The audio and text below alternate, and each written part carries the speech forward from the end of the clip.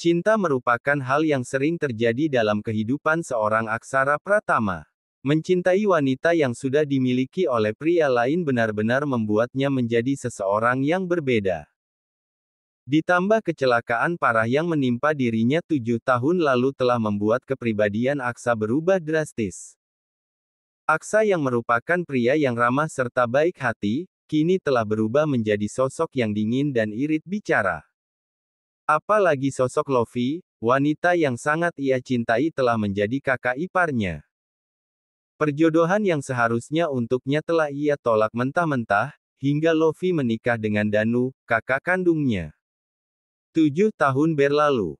Masa penyembuhan Aksa berhasil yang mana dilakukan di Singapura.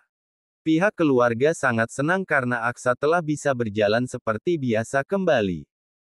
Menjadi sosok pria yang sempurna, Aksa telah bangkit dari masa terpuruk yang begitu menyiksa dirinya. Selamat untuk Anda Tuan Aksara. Anda sudah bisa berjalan seperti biasa kembali. Tetap menjaga kesehatan dan pola makan, saya tidak ingin Anda kembali seperti dulu lagi. Nasihat dokter pria yang selama ini menangani Aksa. Aksa mengucapkan terima kasih yang banyak kepada dokter itu. Jujur, ia juga tidak menyangka akan mencapai titik ini. Dengan tatapan penuh air mata Aksa menatap kakinya. Kaki yang selama ini hanya bisa kaku di kursi roda, menjadi penyebab ketidakberdayaan dan sumber patah hati terberatnya. Setelah masa pemulihan, Jake dan Hani membawa Aksa pulang ke kota Jakarta. Di mana Aksa akan kembali bekerja di sana, itu semua atas dasar permintaan Aksa sendiri. Menyelesaikan masa kuliah selama di kursi roda telah ia lalui. Sekarang kembali ke aktivitas kembali sebagai wakil CEO, membantu sang kakak. Selama memimpin perusahaan, Aksa tetap menjadi pribadi yang dingin. Hingga dirinya jatuh cinta dengan seorang wanita cantik yang bekerja sebagai modeling di bagian perusahaan sang ayah. Jatuh cinta pada pandangan pertama kepada Hera, wanita lemah lembut dan baik hati.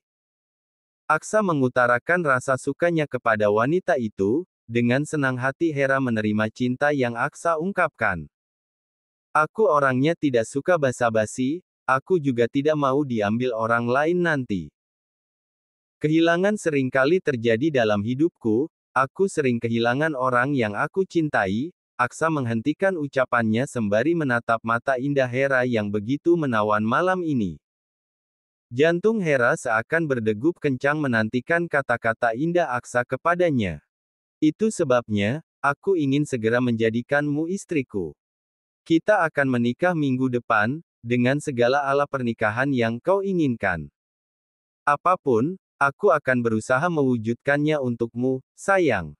Ucap Aksa dengan senyuman manis. Hera tidak tahu harus berkata apa, menurutnya ini semua terlalu cepat. Kau tahu kan, apa kau lupa? Aku memiliki masa lalu yang sangat buruk, kehilangan mahkota.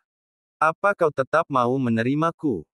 Tanya Hera dengan penuh hati-hati, ia sadar dengan segala kekurangan yang ia punya.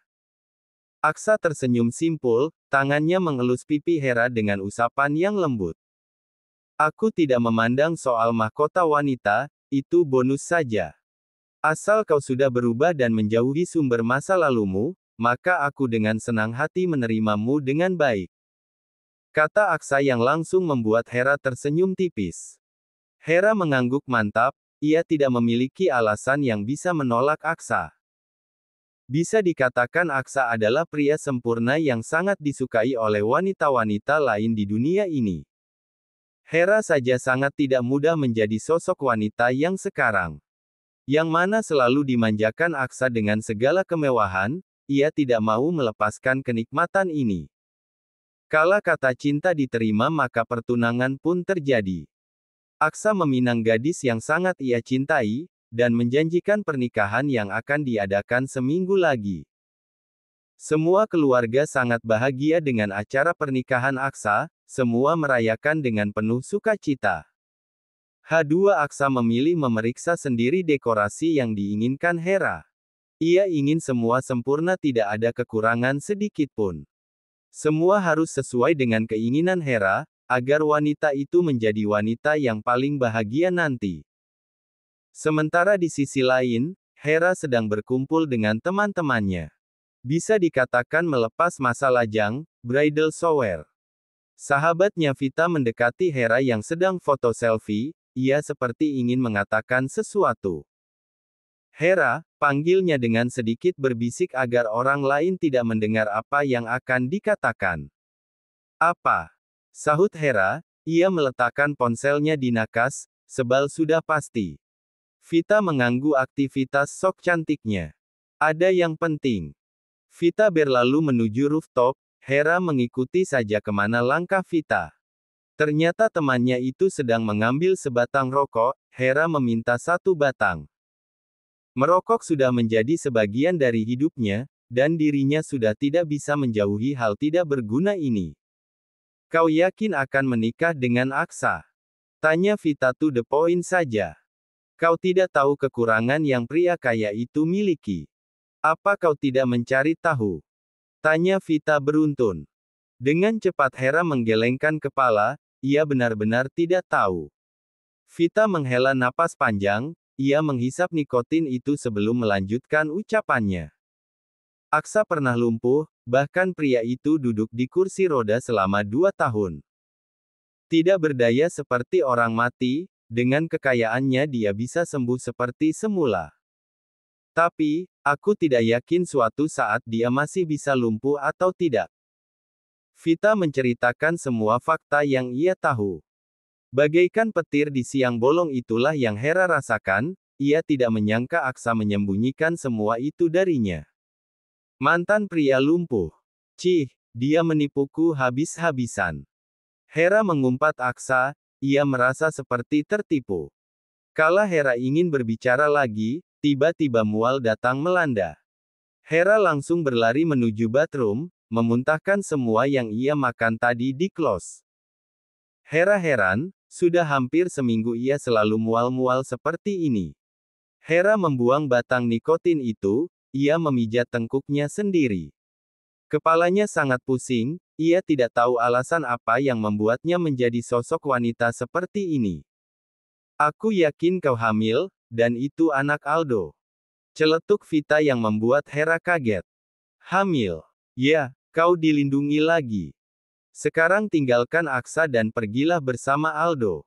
Saran Vita, ia berlalu pergi setelah mengatakan itu.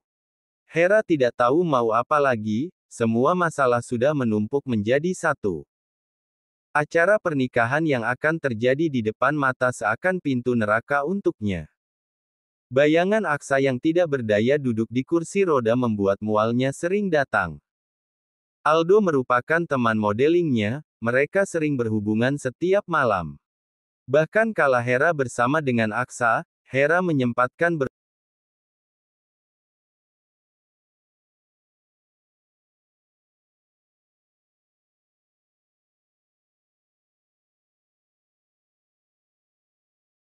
berhubungan dengan Aldo di belakang pria itu. Aku tidak mau dengan mantan pria lumpuh. Ucap Hera dengan menatap tajam dirinya sendiri di pantulan cermin. Pagi hari Hera buru-buru mencari kedua orang tuanya, ia harus membicarakan hal penting. Ternyata hanya ada Hanum, sang ibu. Reynal sedang bekerja membahas masalah pernikahan dengan Jake, Hanum sengaja tidak ikut. Kau mau bicara apa dengan ayah? Tanya Hanum, ia dapat melihat raut tidak tenang dari Hera. Aku ingin membatalkan pernikahan ini, ibu. Ucap Hera tanpa beban sedikit pun, membuat Hanum terkejut setengah mati. Aku tidak mau menikah dengan pria mantan lumpuh seperti Aksa, aku tidak mau menanggung penderitaan yang sama dengannya nanti. Perjelas Hera lagi. Hanum seakan sakit kepala mendengar kenyataan tidak menyenangkan ini. Ibu rasa tidak mungkin Aksa kembali lumpuh lagi, ia terlihat normal berjalan. Dia dari keluarga kaya raya, Hera, jangan gila. Hardik Hanum, ia tidak mau cari mati hanya karena mengikuti saran gila dari putrinya. Aku tidak mau tahu, yang terpenting aku tidak mau menikah dengan pria itu besok. Aku tidak mau. Hera tetap bersikukuh. Lagian, Ibu, aku hamil anak Aldo, pria itu lebih sempurna jika dibandingkan dengan Aksa. Bagaikan petir di siang hari itulah yang Hanum rasakan, ia langsung melayangkan tamparan keras ke wajah cantik Hera. Bisa dikatakan jika ini pertama kali bagi Hanum berperilaku kasar kepada putrinya. Jangan bicara tidak masuk akal, Hera. Kau tahu sekali bukan? Siapa Aksara Pratama, kita bisa mati berdiri jika berbuat hal seperti itu. Hardik Hanum dengan emosi yang memuncak. Hera memegang pipinya yang memerah, ia tidak menangis sama sekali. Rasanya sudah sangat lelah semua ini, Hera tidak mau menikah dengan Aksa. Pria mantan lumpuh, hal itu sangat memalukan untuknya. Aku tidak mau tahu, Ibu. Malam ini aku datang menemui Aksa, kalian datanglah ke mansion Pratama. Ucap Hera dengan sangat tegas. Belum Hanum memberontak atau bahkan protes, Hera sudah pergi menuju kamarnya. Hanum membanting majalah yang ia pegang di sofa. Hera sangat keras kepala, ia tahu sekali.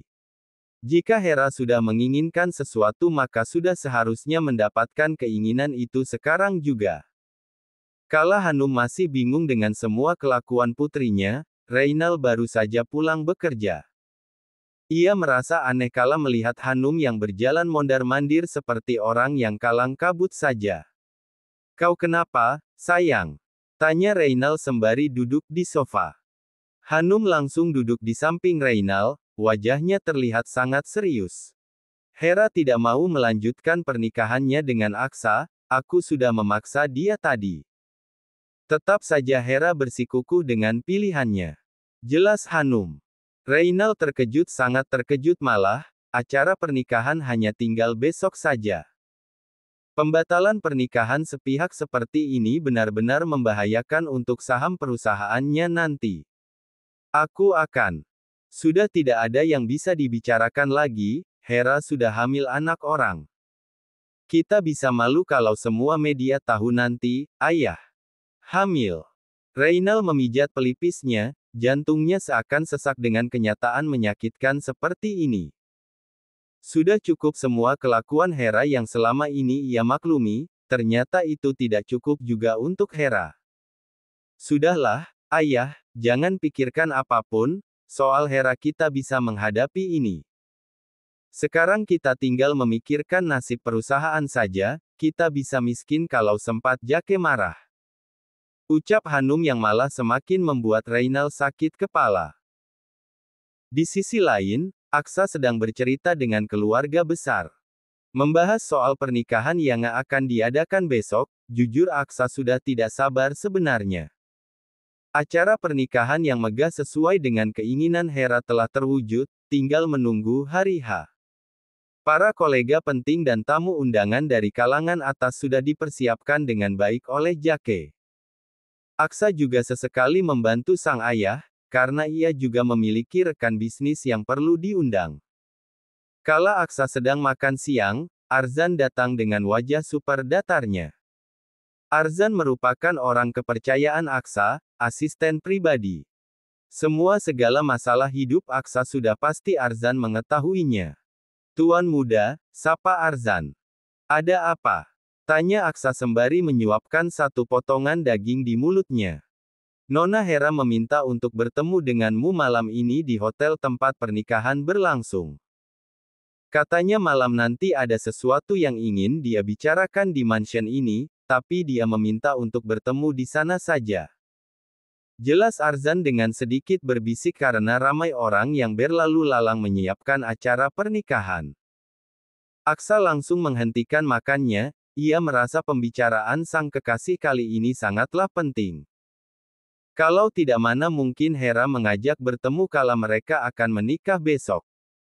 Ya sudah ayo kita pergi, kebetulan aku memang mau meninjau ke hotel. Ucap Aksa sembari mengelap mulutnya dengan tisu.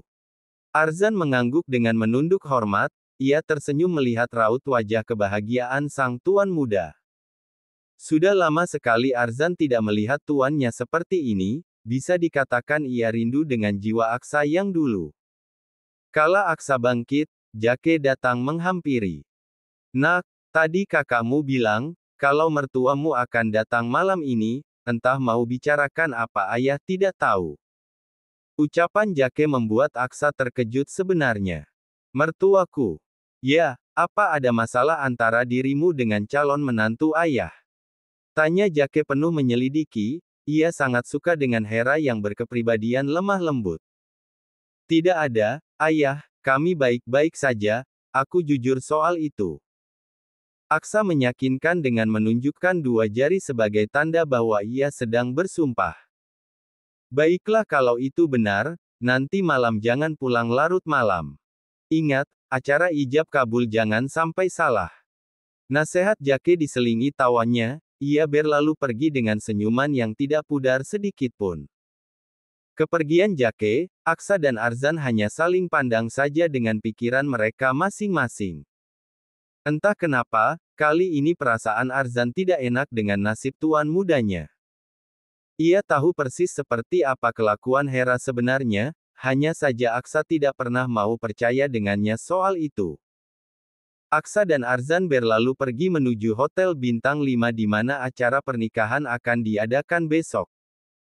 Aksa ingin memantau proses acara sembari menunggu sang kekasih. Tidak ada pikiran buruk yang terlintas di benaknya, Aksa merasa semua akan baik-baik saja.